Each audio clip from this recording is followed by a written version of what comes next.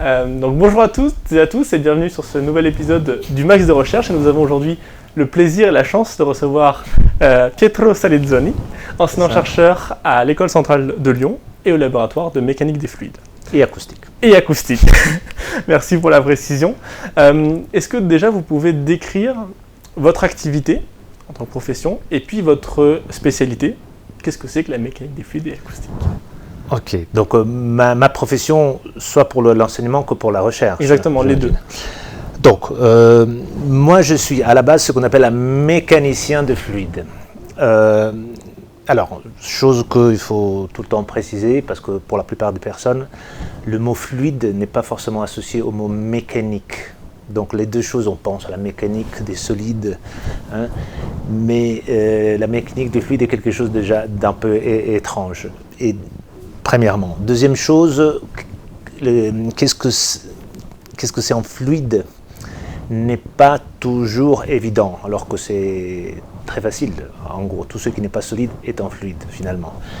Mais les gens ne pensent pas forcément à l'air comme en fluide, typiquement.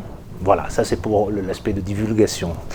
En tout cas, moi je suis un mécanicien de fluide. Pour l'intro que j'ai fait, on pourra comprendre que de fluide, il y en a partout, il nous entoure. Hein. On vit dans le fluide, on se nourrit des fluides de tout point de vue. Donc, c'est des éléments essentiels pour la vie, entre autres. Et étant donné qu'il y en a partout, la mécanique du fluide traite une grande variété de problèmes très différents. Raison pour laquelle, au sein de la mécanique du fluide, il y a des sous-champs d'activité qui parfois utilisent des moyens de calcul, des approches expérimentaux, des outils conceptuels, même très différents. Okay. Parmi tous ces différents champs, moi je traite les fluides dits environnementaux. Donc les fluides qu'on peut retrouver, on va dire dans la nature, dans l'environnement, qui ont la caractéristique en gros de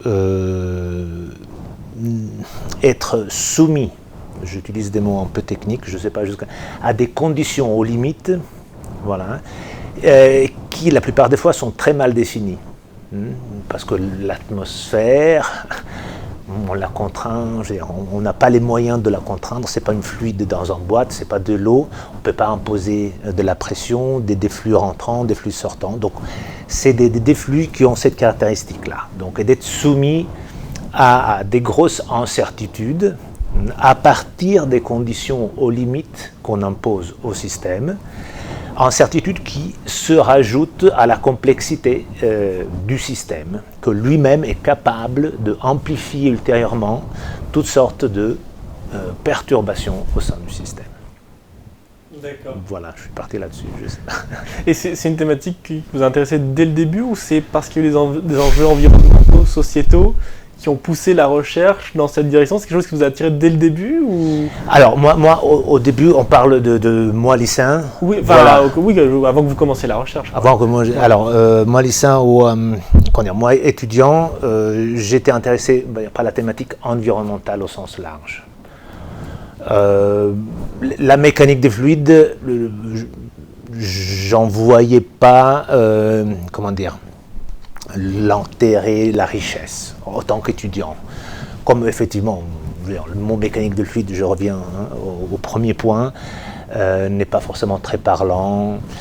Et donc, je me suis adressé tout d'abord vers des choses qui sont des écoulements environnementaux, mais comme l'hydrogéologie, les eaux souterraines, un domaine dans lequel j'ai commencé à travailler, dans le privé. Et c'est dans la suite, en suivant en cours, le soir, de mécanique de fluide environnementale, c'était effectivement vis-à-vis de ce cours et de ce professeur que j'aimais beaucoup, que j'ai découvert effectivement la variété. Et j'ai vu également les liens avec les enjeux sociétaux qui portent. Donc ça, c'est la thématique du travail, et au sein de ça, bien évidemment, il y a l'enseignement et la recherche. L'enseignement, c'est quelque chose qui a pris pris vraiment de l'ampleur dans les écoles d'ingénieurs au cours de ces 10 dernières années. Avant, c'était la mécanique des fluides. Le grand intérêt pour la mécanique des fluides au cours du XXe siècle était associé principalement à l'aéronautique. Je veux dire, l'explosion de la mécanique des fluides dans les écoles d'ingénieurs, c'est qu'au bout d'un moment, on faisait les avions. Les avions qui servaient pour déplacer les personnes, mais aussi pour faire la guerre. Et puis il y a les missiles. Je veux dire, il y a là à nouveau, tout ce que vous pouvez penser en termes de militaire, c'est mécanique de fluide, la plupart des fois. Que ce soit un avion, une fusée, et voilà. Bon, bien sûr, il y a les matériaux, mais la mécanique de fluide est un élément essentiel. Donc, ces aspects-là ont été au centre de l'intérêt de l'ingénierie pendant le XXe siècle. Au cours, on va dire, de la deuxième partie du XXe siècle, un intérêt aussi est allé sur des aspects industriels, parce qu'à nouveau, il y a plein de mécaniques de fluide dans toute l'industrie, en partant du nucléaire, la chimie, c'est que des fluides qui se mélangent, que des fluides qui transportent des particules, des fluides qui changent de la chaleur, à nouveau. Et c'est tard, à partir des années 80, 90, tard pour vous, vous n'étiez pas encore là, bien évidemment. Moi, j'allais à l'école primaire. Non, que des intérêts se sont tournés vers les mécaniques de fluide environnementales. Épisode de pollution, pollution de l'air, pollution des eaux souterraines. Voilà, ces choses-là ont pris de l'ampleur avant même qu'on arrive aux problèmes climatiques. Et les problèmes climatiques, si vous le prenez, 2/3, c'est de la mécanique des fluides, à nouveau. Et voilà. Donc, d'un point de vue de l'enseignement, il y a beaucoup de choses qu'aujourd'hui rentrent dans les intérêts des étudiants, qui ne l'étaient pas du tout il y a 10 ans. Voilà. D'accord, donc la demande, c'est un petit peu à évoluer avec les demandes en fait, de la société. Fortement, okay. Fortement en fonction des messages que les étudiants entendent en grandissant. Je veux dire, depuis... aujourd'hui, je vois mon fils, d'entrée de jeu, au collège, on parle de climat, de choses. Il y a des choses, pas forcément sur la mécanique des fluides, mais déjà, on parle d'effet de serre, il y a des choses qu'avant... Et donc, il y a un intérêt grandissant vers ces choses-là, et l'offre pédagogique, on va dire, a évolué dans ce sens-là. Ok. Ouais. La mécanique fluide, ça a l'air d'être très expérimental, ou en tout cas, comment se déroule la recherche en mécanique des fluides? Qu'est-ce que fait un chercheur de ces journées? Est-ce qu'il fait des équations dans son bureau? Est-ce qu'il se creuse la tête? Est-ce qu'il fait plutôt beaucoup de manips? Comment ça se passe? Alors, on peut identifier 3-4 typologies de mécaniciens de fluides qu'on va classifier en fonction, on va dire, des outils de recherche. Okay. Alors, il y a sans doute encore ceux qui sont des théoriciens, et donc qui grattent les équations dans leur bureau, même si il n'y en a pas beaucoup. Okay. Il n'y en a pas beaucoup parce qu'en gros, d'un point de vue strictement théorique, la mécanique des fluides, sur des développements, soit-il analytiques, voilà, est arrivée, on va dire, un peu à toucher ses limites. Les limites sont strictement associées à des aspects physiques et dans la suite mathématique du système qu'on traite, qui est dans la plupart des cas fortement non linéaire. Sauf si vous allez dans des micro-canaux et voilà, et ça dépend encore du fluide que vous mettez dans le micro-canal. On va dire. Mais sinon, le problème est fortement non linéaire. Donc il y a ces équations qui s'appellent les équations de Navier-Stokes, qui est un terme non linéaire. Ce terme non linéaire, bon, quand je fais cours, j'en rigole, je dis c'est lui qui me donne à manger. Sans ce terme non linéaire, les matheux appliqués auraient balayé les problématiques, je veux dire, les solutions de ces équations depuis des dizaines, même un siècle. Donc, théoricien, pas beaucoup. Il y a du coup comment traiter le problème. Alors, sans le résoudre analytiquement, soit on y va historiquement, expérimentalement. Expérimentalement, raison pour laquelle les bâtiments construits dans les années 60 dans les écoles d'ingénieurs sont si grands. Parce qu'on pensait de mettre des souffleries de plus en plus grandes, va savoir, mais il faut de la place pour les installations. Et bon, on a terminé de faire ces gros bâtiments au moment où effectivement on s'est aperçu que l'ordinateur pouvait amener également des réponses. Et donc il y a toute une branche qui est la numérique, qui en France est d'ailleurs fortement développée parce que ça s'imbrique aussi avec les maths appliquées, l'analyse fonctionnelle. Il y a toute une école très prestigieuse des maths en France. On parle de médaille Fields, je veux dire, d'un autre niveau. Mais en tout cas, il y a effectivement l'utilisation d'outils numériques. Donc finalement, on prend ces équations et on les résout numériquement. Chose qui est devenue pendant des décennies presque un travail en lui-même. C'est-à-dire que ce problème-là devient complexe avant même d'arriver à la physique. Raison pour laquelle parfois les mécaniciens de fluides numériques dérivent un peu, sont plus intéressés parfois à, il faudrait que je fasse gaffe à ce que je dis, mais à la méthode de résolution des équations plutôt que au problème physique derrière. Oui, parce que la méthode de résolution des équations est devenue un problème en lui-même. Voilà. Donc ça c'est numéro 3. Numéro 4, à nouveau, je vais peut-être un peu en ordre chronologique, en parlant de déploiement de moyens informatiques, d'observation de plus en plus puissants. Mais aujourd'hui, on peut se permettre des observations sur le terrain avec des moyens qui n'étaient pas disponibles avant. Donc il y a des études de terrain. Donc c'est des expérimentations, mais pas en laboratoire. Voilà, qui peuvent bénéficier aussi de satellites et ballons sondes, voilà, dans notre domaine. Donc vous voyez, ces 4 approches très très différentes, parfois qui constituent des sous-communautés, qui ont des cultures différentes, parfois même des vocabulaires différents en fonction de ce qu'ils font. Donc, qu'est-ce qui fait le mécanicien de fluide toute la journée? Ça dépend un peu de son âge. C'est-à-dire que quand il est plus jeune, il passe ses journées soit en soufflerie, soit à gratter les équations, dans le premier cas, soit en soufflerie, à monter, démonter, mesurer, comme vous avez vu tout à l'heure. Mais ils sont là. Ce que j'ai fait. Soit à coder, soit dans des campagnes de terrain qui peuvent durer des semaines, sur un bateau, sur un glacier, parce que c'est ça, les environnements, la plupart des fois, qu'on va... Voilà.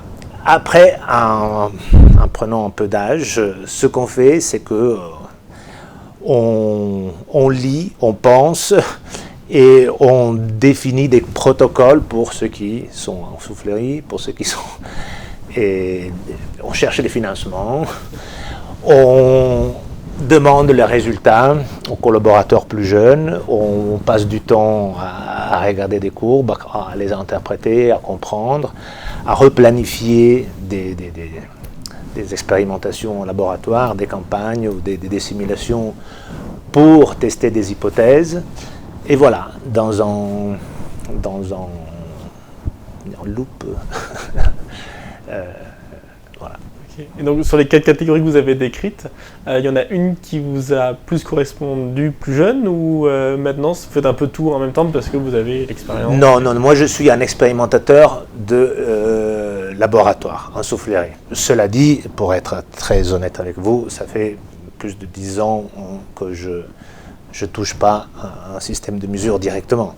C'est-à-dire que quand on fait des mesures, soit on les fait toute la journée, Ça, on ne peut pas aller et faire des mesures pendant 2 heures et tout cela. Donc, on a la chance ici d'avoir des ingénieurs d'études, Massimo Marro, typiquement des techniciens, des assistants ingénieurs comme Horacio Correia, qui donnent continuité à ces activités parce qu'il y a le matériel, il faut tester en continu. Voilà. Donc, en tout cas, moi, ma façon de penser, c'est celle d'un expérimentateur dans ce sens-là. La partie numérique, je la fais dans le sens où je collabore avec des collègues qui maîtrisent les outils numériques, mais pour des raisons de formation, on la sent toujours un peu étrange, pas quelque chose étrange dans le sens étrangère, voilà, étrangère plus qu'étrange. Et je commence désormais à faire quelques expérimentations de terrain, mais notamment parce que c'est devenu beaucoup plus facile. Bon, vous pensez à tous les microcapteurs qu'on peut avoir pour la pollution de l'air ou les mesures de température. Donc nous, on travaille beaucoup sur l'environnement urbain. Donc déployer des capteurs de pollution, déployer des mesures de température n'est pas non plus quelque chose d'impossible. Il faut un peu... Voilà, donc je commence depuis 2-3 ans à programmer, gérer des campagnes de mesure dans ce sens-là. Voilà. Okay. Tout à l'heure, vous avez parlé d'un professeur en particulier qui vous a marqué sur la mécanique des fluides. Peut-être qu'il y a des gens qui aimeraient bien faire le métier que vous venez de décrire, voilà, les voyages en bateau, les expériences diverses et variées. Quelles études avez-vous faites pour aujourd'hui être enseignant-chercheur en mécanique des fluides? Quel parcours vous avez eu?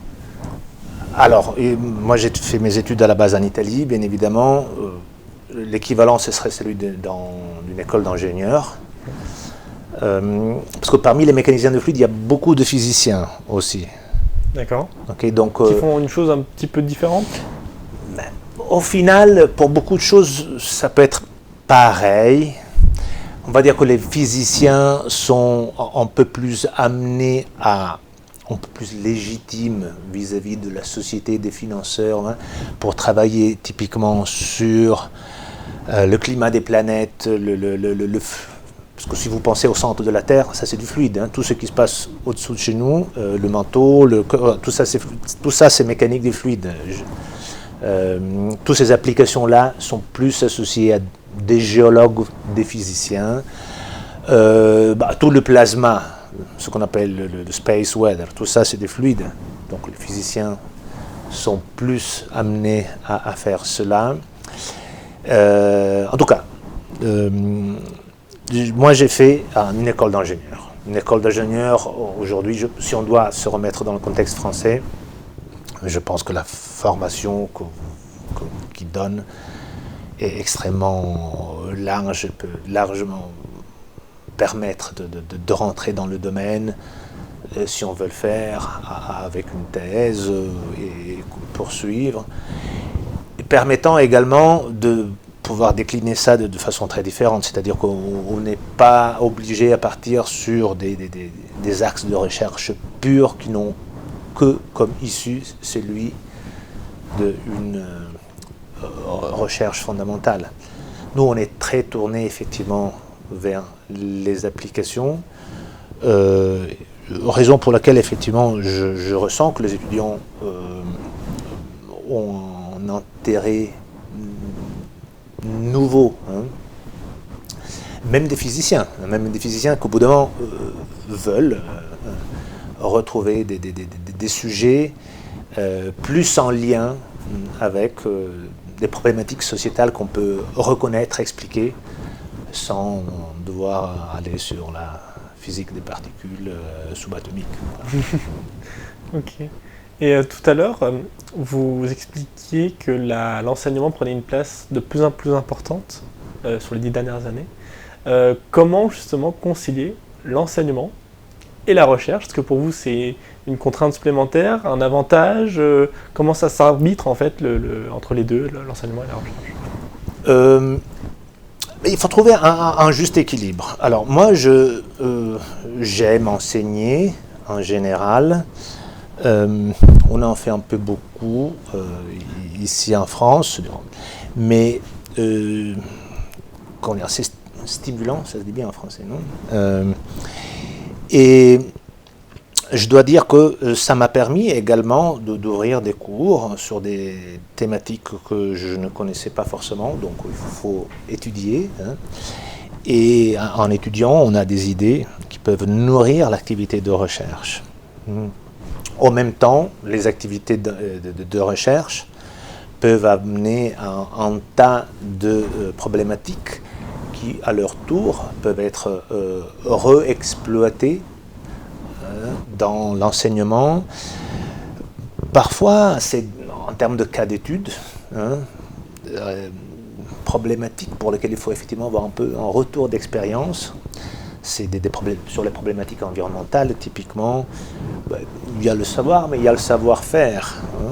Et il y a le faire savoir également. Les trois choses sont parfois très liées, et avoir des cas d'études qu'on traite sur des problèmes de recherche, plus ou moins appliqués, ça permet effectivement aussi d'enrichir l'enseignement sur ces thématiques sans rester sur des choses purement académiques, trop académiques, trop classifiées, avec des catalogations qu'au bout d'un moment, autrement, sont un peu ennuyantes. Donc les deux choses sont pour moi très très très liées.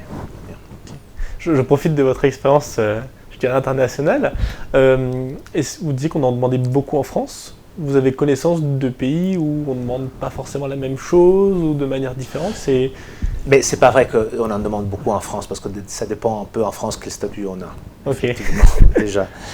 Après, ça peut être très varié. Et même, à nouveau, aussi si vous passez en Angleterre, ça dépend vraiment où est-ce que vous êtes. En fonction de l'université, vous pouvez en avoir plus ou moins. Voilà. Et je dirais qu'en Italie ou en Espagne, c'est plus ou moins équivalent, finalement. Je dirais qu'on compte différemment et voilà. Mais au final, moi, je dirais que la charge est plus ou moins la même. Ok. Et sur la spécificité, vous parlez tout à l'heure de problèmes environnementaux. Si on prend le chercheur en général, est-ce que pour vous, il a une responsabilité vis-à-vis de la société, une responsabilité, un rôle à jouer dans la société par rapport à ce qu'il fait dans sa vie de chercheur? Pour moi, c'est évident dans ce sens-là. Pour moi, c'est évident, et c'était, comment dire, l'engagement sociétal, ou l'envie d'avoir mon mot à dire vis-à-vis de certaines problématiques avait eu même l'emprise vis-à-vis de la thématique spécifique à traiter. C'est-à-dire que moi, j'étais intéressé aux problématiques environnementales en entrée de jeu avant, voilà. Et puis, j'ai trouvé ma voie au sein, comment dire, des sciences de l'environnement, on dirait comme ça. J'ai pas fait la mécanique des fluides, et puis je me suis... voilà, donc mon parcours est... En tout cas, c'est clair que tout chercheur a cette responsabilité. Déjà parce que la plupart des fois, il travaille sur des fonds publics et il est payé avec des fonds publics, et il a une responsabilité vis-à-vis des organismes qui le financent. Après, c'est clair également que cette responsabilité ne peut pas toujours être mise en lien avec le résultat d'une recherche. Et que parfois même des résultats très théoriques ont eu des influences profondes sur la société, qui ont bouleversé même la société, et quand on les a faites, c'était pas si évident que cela. Vous voyez. Mais en tout cas, c'est clair qu'on a cette responsabilité, et la plupart de nous ont clair cette perspective. Et est-ce que vous avez constaté une évolution, justement, dans la recherche, dans le monde de la recherche en France, de cette prise de conscience des enjeux environnementaux sur ces 20 ou 30 dernières années? 20-30, ça fait beaucoup, on va dire. Ces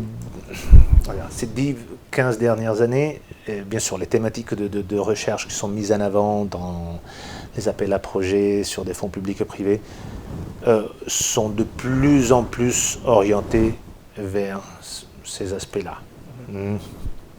Et donc oui, on voit une évolution qui va avec l'intérêt des étudiants.